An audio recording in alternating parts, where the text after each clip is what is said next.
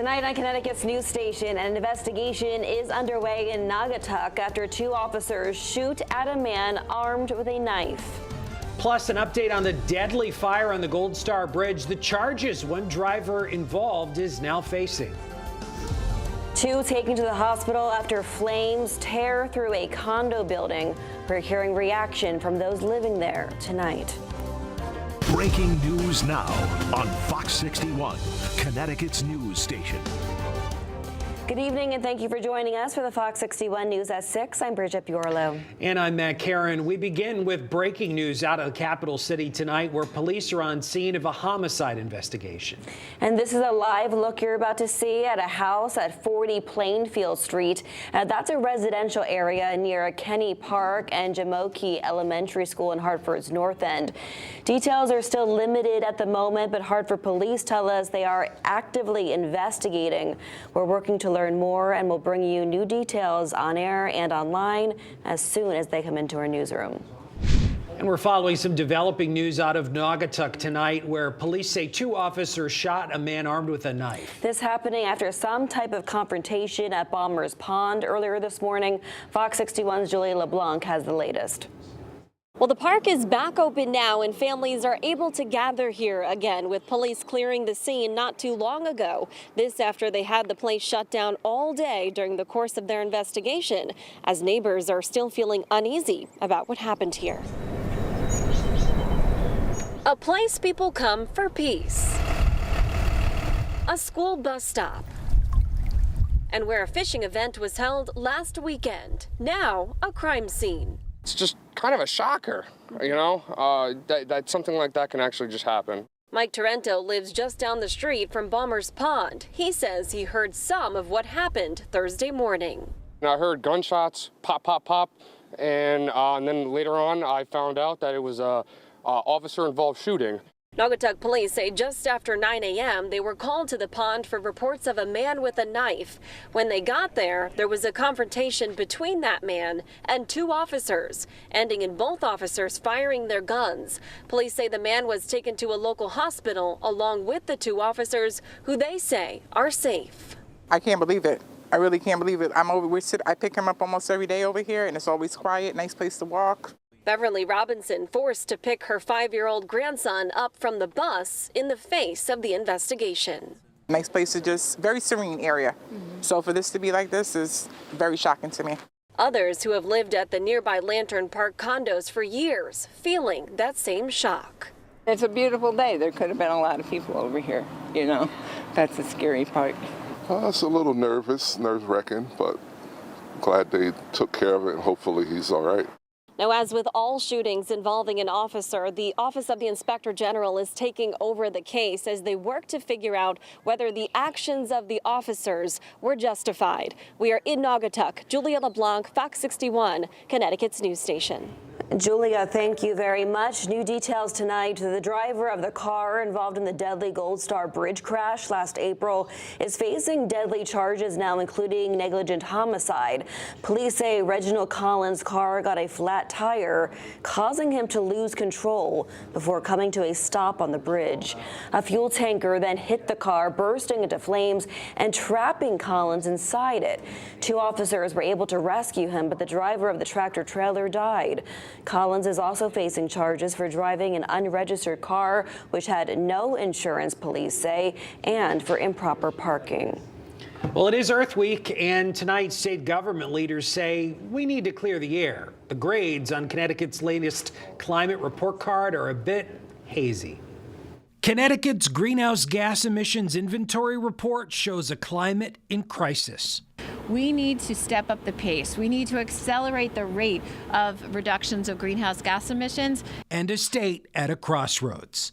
Personally, I wish we had a better story to tell about the state's greenhouse gas emissions. The toxins and fumes spewed into the atmosphere are building up at an increasing rate. In 2021, up 6% from 2020, mostly a product of increased driving as we emerge from the COVID pandemic. These emissions have rebounded so that we're essentially back to the emission levels that we saw prior to the pandemic. By the numbers, 42% of Connecticut's greenhouse gas emissions come from the transportation sector, 21% from residential heating, 13% 30% from commercial heating, with other emissions coming from underground gas pipes and waste disposal. It all contributes to health problems. Connecticut received an F grade in 4 of our 8 counties for high ozone levels. And that Fairfield County has the worst ozone pollution east of Texas, actually. And these pollutants can cause health emergencies, including asthma attacks, heart attacks, and other lung and cardiovascular diseases. Connecticut's goal is to cut emissions by 45% by 2030. The emissions reduction targets in the Global Warming Solutions Act are not and cannot be considered merely aspirational. They're absolutely essential to the work that all of us are trying to do. Officials from DEEP told Fox 61 they were disappointed when state lawmakers rejected the idea of an electric vehicle mandate. But it's not all bad news. The federal EPA just awarded Connecticut $62 million to expand residential solar power in underserved communities. Well, it's time to check on the forecast. It was a sunny day across the state for a change. Yeah, we could use some sun around here. Chief Meteorologist Rachel Frank joining us now. Hi, Rach. Hi, we're going to hang on to the sunshine as we head through the next couple of days. So the trend will continue with these chilly mornings, but beautiful sunny spring afternoons. We do once again have a freeze warning in effect for most of the state, although parts of the shoreline are under a frost advisory where temperatures won't be quite as cold. But the bottom line is, if you have any early season plants that are cold sensitive and you want to protect them from damage, you can cover them with a light blanket or bring them inside tonight. Here's a look at those numbers. Really pleasant. We're in the 50s for most of the state, although upper 40s in Groton, and temperatures tonight will be in the mid 40s by the news at 11. But if you're heading out tonight, maybe walking the dog, doing a little grilling on the deck or patio, weather is perfect for all of that. As we head towards daybreak, we'll see overnight lows dropping back close to the freezing point. We could even see some upper 20s for a few of our cooler spots. Waterbury might be able to drop there, and low to mid 30s for the Connecticut shoreline. But here's that sun again from start to finish. Chilly start, but a beautiful afternoon. Highs in the low 60s, and then another chilly night tomorrow night before those temperatures start to rebound Sunday and beyond. We'll take a closer look coming up. All right, thanks, Rachel. New at 6, Hartford Animal Shelter is looking for whoever is responsible for abandoning an injured senior dog who had to be put down. The blind 15-year-old dog, which the shelter named Brooke, died peacefully while surrounded by staff. Brooke was found wearing a sweatshirt with a camo harness and rosary beads wrapped around her front paw. Just heartbreaking. Anybody with information should call the Hartford Animal Shelter or Hartford Police. Well, a state Senate bill hopes to help hospitals defend against cyber attacks. The recent cyber attack Change Healthcare that impacted them in February highlighted the need for better digital security throughout the healthcare sector.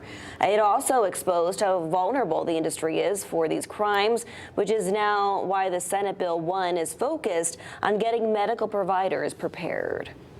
Connecticut State Senator Saud Anwar wants to help hospitals fend off cyber attacks. A few months ago, 3 of our hospitals in the state of Connecticut were under a cyber attack.